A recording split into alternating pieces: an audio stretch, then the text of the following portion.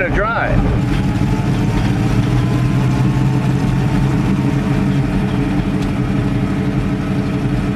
Another episode of Jay Leno Garage. Today, real automotive royalty once again at the garage. As you know, we are big Bugatti enthusiasts. This is the Bugatti room. There's Bugattis all around here, which all pale in comparison to this car. This is one of the most brilliantly restored and recreated cars of all time. This is done by the Guild of Automotive Restorers up in Canada. I'm sure you've heard of them. They're world famous. They've won all kinds of awards, but the painstaking work. Well, the body of this car is magnesium. When the car was originally designed, it was meant to be made of magnesium because it is so light. And magnesium is not impossible to work with, but it's impossible to work with. You really can't weld it. It catches fire at 1100 degrees. It's got to be 800 degrees just to make it malleable enough to work. I mean, it's a nightmare. Every rivet exactly where it should be. There must be 10, 15,000 hours into the restoration of this car. Handmade tires specifically. No detail was left unturned. It's just an amazing, amazing piece of work. Let's meet David Granger. David, come on in. You're the president of the Guild of Automotive Restorers, correct? Okay. There you go. Well, you did a beautiful job on this car. Oh, thank you. It's just fantastic. I first saw it back at the Quail back in 13. It won every award there. What else? It's got International Car of the Year, right? Yeah, it won International Historical Car of the Year in 2013. Right. And we took that award in England. But honestly, it spends far more time in art galleries than it does at car shows. Easily understood why, because it is really a piece of kinetic artwork. It lives, it breathes, it moves, it goes down the road, and it's beautiful to look at. I mean, it looks like it's going 80 miles an hour just sitting still. Yeah. And this was designed by Jean Bugatti. It was Jean, yeah.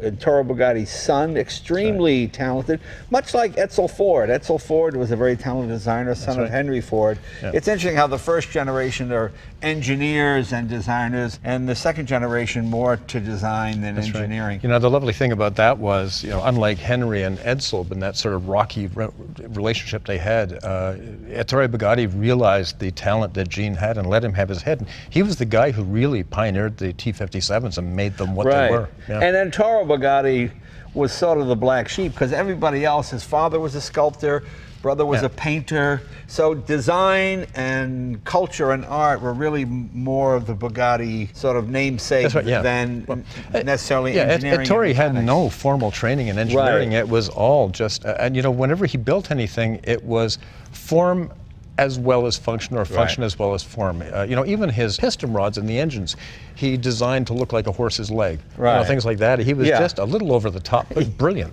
No, it was brilliant. Yeah. It was brilliant. And this is just the height of, it's not Art Deco, is it streamlined? What would you call it? You call it industrial Art Deco, I think is sort of appropriate. I mean, it's certainly of that period. Well, you have to realize, it's only a few years, 7 years earlier, Lindbergh had just flown the ocean. That's right. Everybody wanted aircraft themes in their cars because that was sort of what the future was. Yeah. I mean, the dashboard looks like the aircraft, like an aircraft dashboard.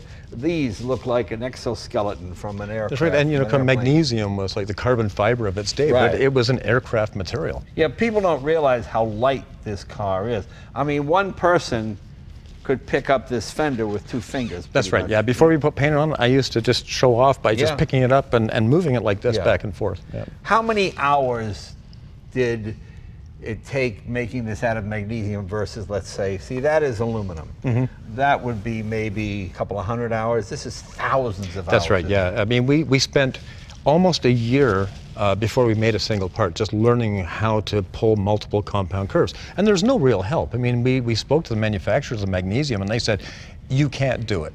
You're going to have to basically mold it. And a year later, they were phoning us and saying, how are you doing it? Now, when Bugatti did it, like I was always told that was supposed to be magnesium. They felt it was impossible. They went to aluminum. Yeah. Did they actually build it out of magnesium back in the day? It was called the Electron Coupe, and I honestly thought that Ettore, who was a showman, perhaps had said that because when it appeared at the Paris show, the media panned it. They said the rivets were stupid, they didn't understand it, And he said, well, we had to rivet it together. It was made out of electron. And An electron is a composite of it's magnesium and 98% magnesium and 2% aluminum. Yeah, okay, gotcha. You know, at that point, I sort of thought, well, I'll bet you they made it out of aluminum. But there was some speed testing done on the car, and it was recorded that it did 110 miles an hour. Well, it's a standard chassis, standard engine. If it had been an aluminum car, it would have been too heavy to have got to 110. It might have been hit 90. So, you know, with not being supercharged, it had to be much lighter. Okay, and where does one even get sheets of raw magnesium? Well, there's 2 suppliers that we found in North America, and you know, the sheets were. It was a very expensive experiment. I mean, the sheets were $3,000 for a 4x8 sheet. So a 4x8 sheet, $3,000. Yeah, and we went through quite a few sheets. Wow. Yeah.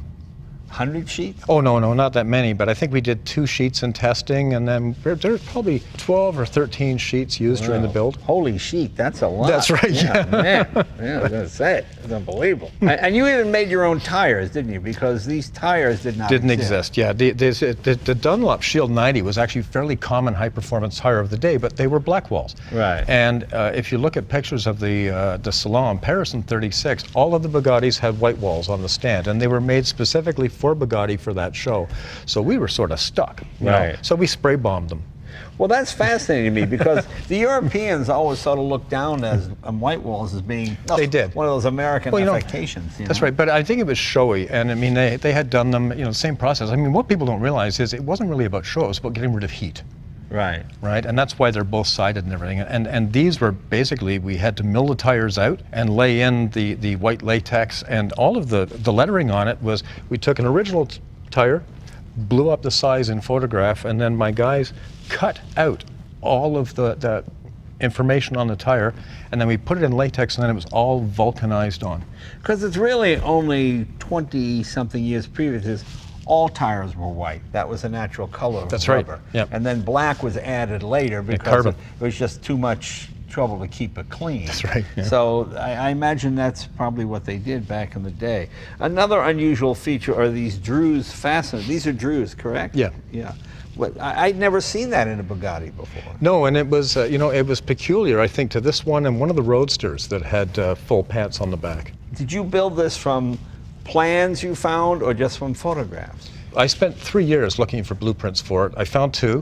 One was of the rad shell, and the other one was of the brake pedal pad, and that was it. So other than that, the information we had was 11 photographs, really 9 that were usable, 2 were sort of very similar, and then there's another photograph of it out on the road, which was actually a superimposed, made-up photograph back in the period. So that was a bit of a challenge, and you know, all the proportions were difficult because it wasn't going to be the same as the Atlantiques. And the only constant we had, because even wheels and tires, even though you know the size, they're not accurate within millimeters. So the only measure we had that was absolute millimeters was the length of the rad cap. So that was, we had a rad cap, we had the rad cap on the original, so we took the length of the rad cap, and this car ended up being so many rad caps long, so many rad caps high. Is that the same fender as mine over there? No, it's a different fender. Little different, Yeah. little different. Yeah, and these fenders do not work as well as the Atlantiques.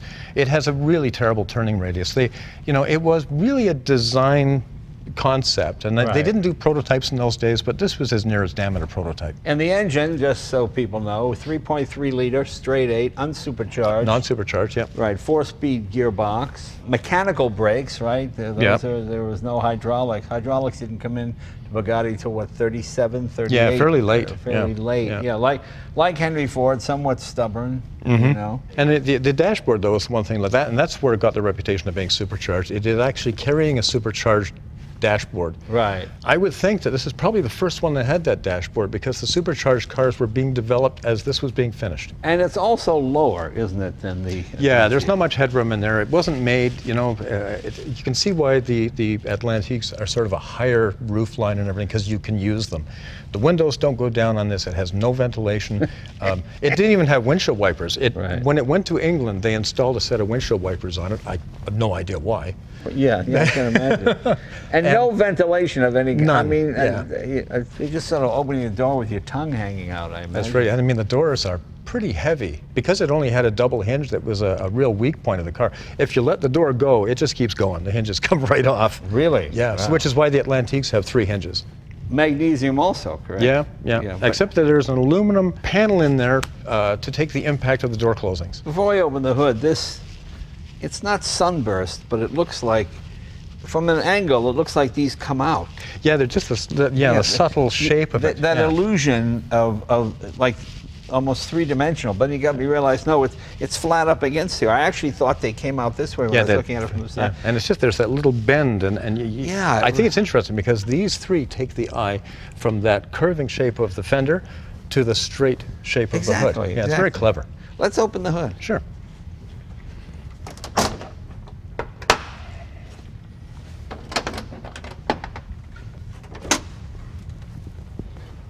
But that's where you can see the raw aluminum. Right. Or the raw magnesium. Right. It's sort of that dull gray color. And something that's always fascinated me, because you always think Bugatti's so exotic. This is a Delco fuel pump. That's right, yeah. Just standard Delco. Yep, Delco. They had a French Delco, which was stamped Fabrique en Français, but most of them just carried the American one. Yeah, and this was used from 34 right up until the 60s, just about. Oh, yeah. Farm tractors carried it right into the 70s. What I do on mine, I have an electric fuel pump. This is redundant, it's not used. We just have it there for visual. We use the electric fuel. But I tell people it runs on wine, and I fill this with grape juice, and I go, look, and I do it, and then I drink it. And people go, wow, it runs on, you know, a car runs on wine. I hear the first of the day. Yeah, it runs on wine. Yeah, no, you put wine in it. You know, it's stupid. Yeah, just a beautiful motor.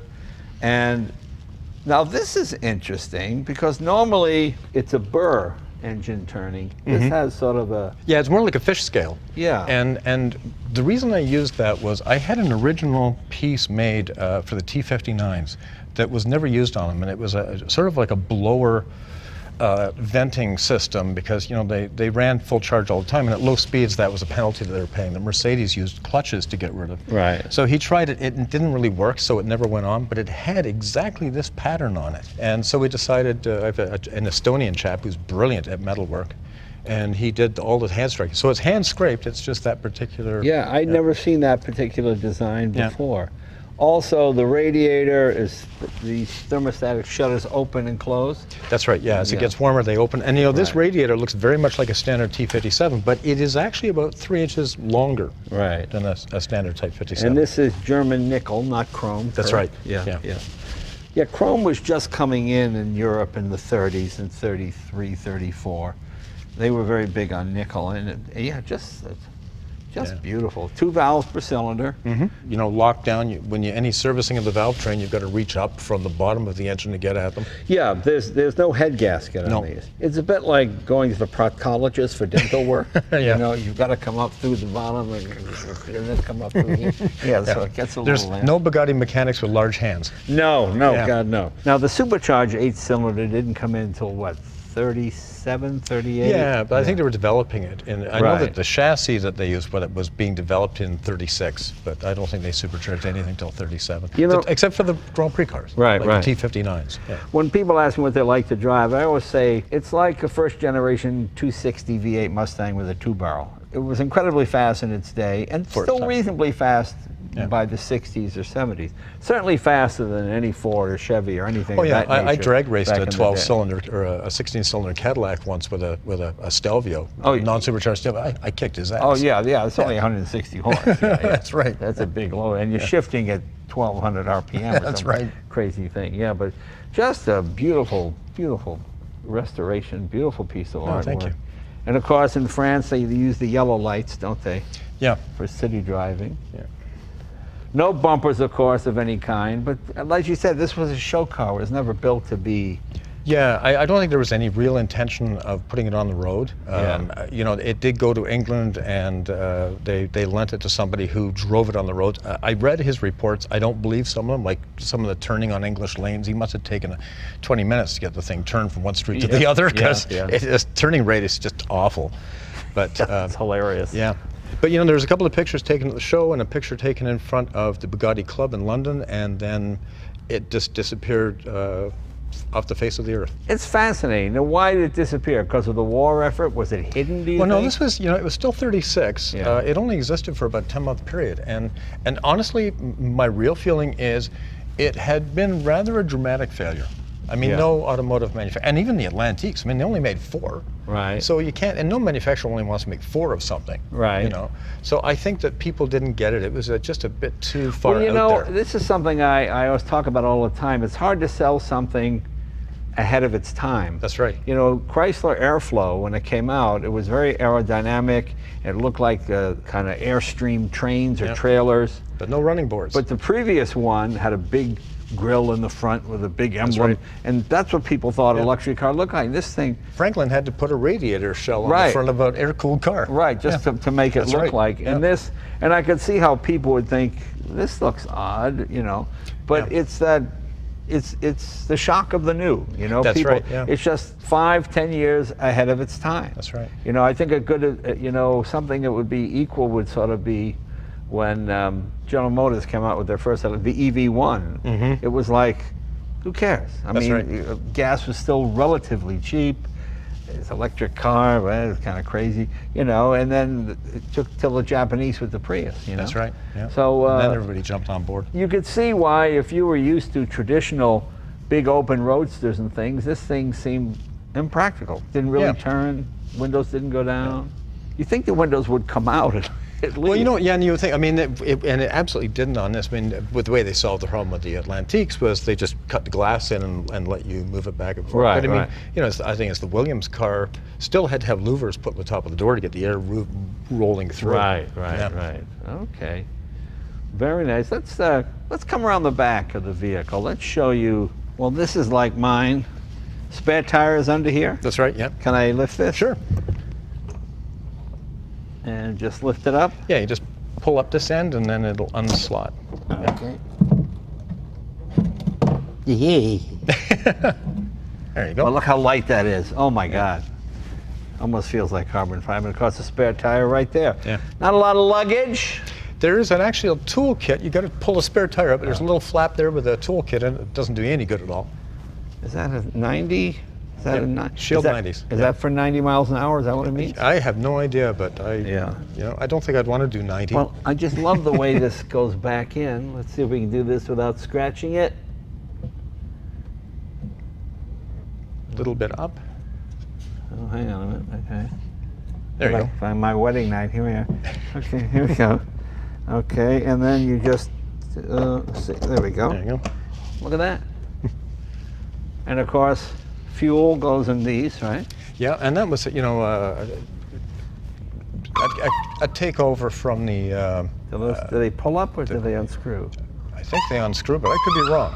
We don't put a gas in it very often. It gets filled up with aviation fuel and we just leave it. Yeah. Yeah, but you know, the Grand Prix cars had 2 big ones and they dumped a huge can in one side and then the other side had to be open to take it. That's sort of a bit of a conceit with this car, but it's handy too for filling on both sides. The other interesting thing I find is there's no visible exhaust system, which was always sort of something on cars. You'd look at the size of the pipe, or in that one you had 8 tiny individual That's right. Yeah, you got ones. that pipe organ exhaust. Yeah. This one, you know, when we were going through, we were fortunate enough to have quite a few, or not quite a few, but some of the photographs were taken very low, and in none of those photographs do you see any exhaust system. So basically, I had the great luxury of having a Stelvio that had been built within the 3-month period of the Aerolithe, and we used a lot of the cues from underneath the Stelvio for this, and the Stelvios didn't show either. Now, you told me you shipped this car all over the world, to Dubai and everywhere. Yep. This is why I don't send my cars.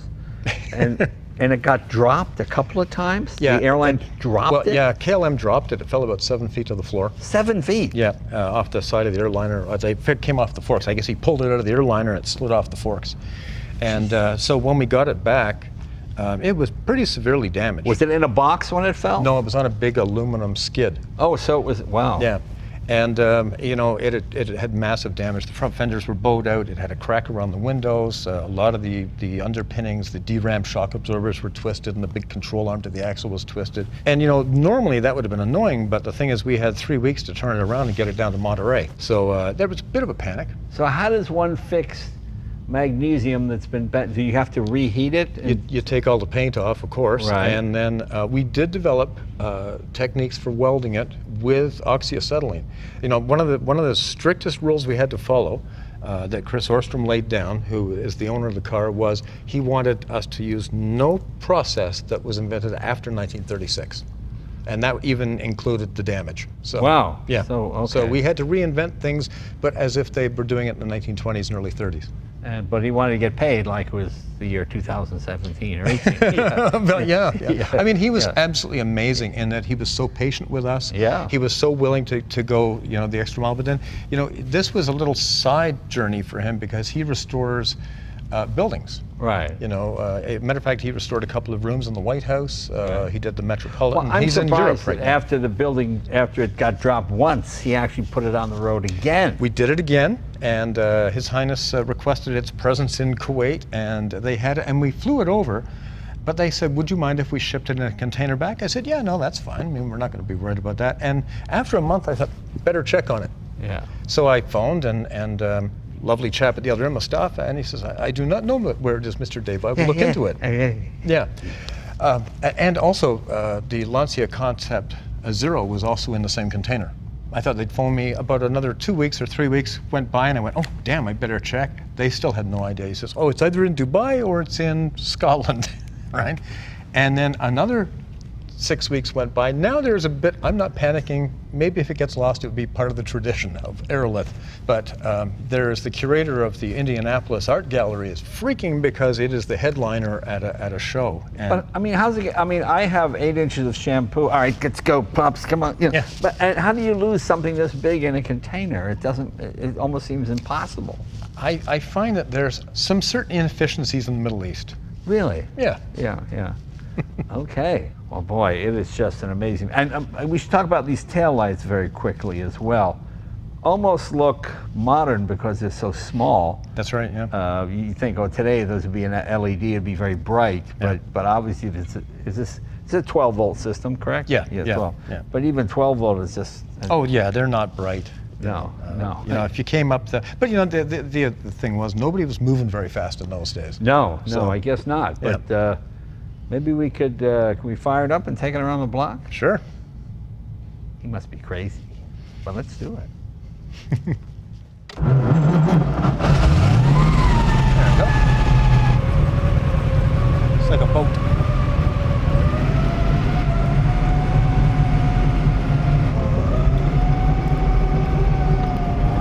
Not the easiest car to drive. No, I mean, this is when it becomes readily apparent that this was a design exercise. Right. Now, if people want to see this car in person, where's the next place you're going to have it? Well, she's going to be at the Concours d'Elegance in Atlanta, Georgia, in next October. This coming October. Yeah, this coming October. Right, okay, Yeah. cool. So, I see, there's no ventilation in here. It's about 100 degrees today in LA. yeah. And there's not even a window you can crack. No, and they solved that problem in the Atlantiques by just cutting the window in half and giving a little thing. But I mean, this was just never intended to. And believe me, that didn't solve the problem. No, I know. It's marginal at best. But I mean, it's like, sometimes you say with an alpha or male, if it breaks down, at least you can sit in the ditch looking at it. Right, exactly. Yeah. That's the beauty of it. This is the same thing. It's like I always thought I wanted a Boisson until I drove one. I go, no, I didn't like it. People say, why don't you drive more cars? I said, because I love them so much. And when you drive them, you start to realize the limitations of the cars. Like this one. Then the clutch in this is terrible because sometimes as you push it down, it actually rolls over the cam. Yeah. And now it's back in gear, even though you've got the clutch all the way down. Looks like you have some experience with old cars.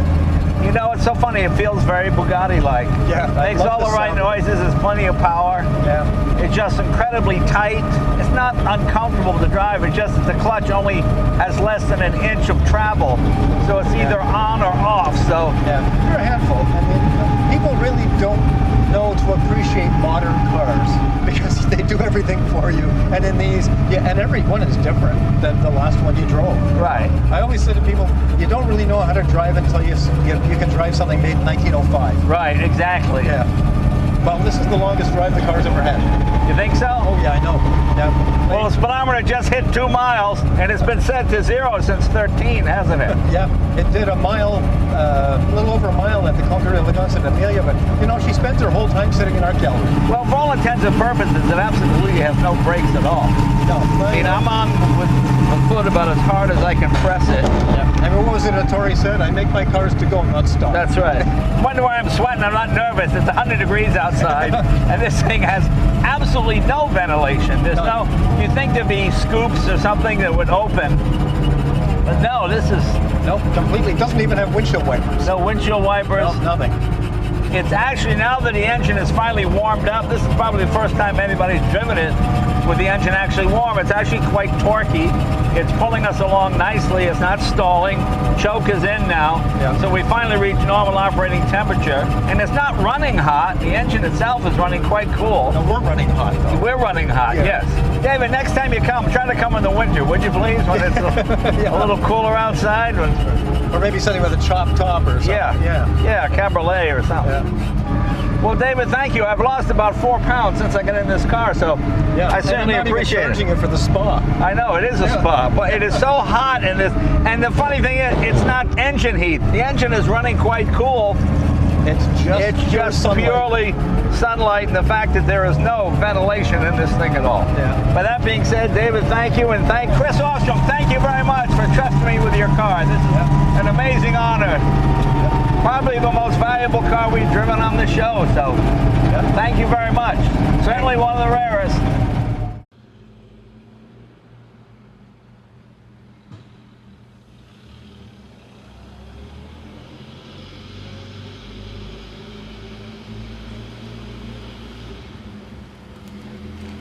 Mm-hmm.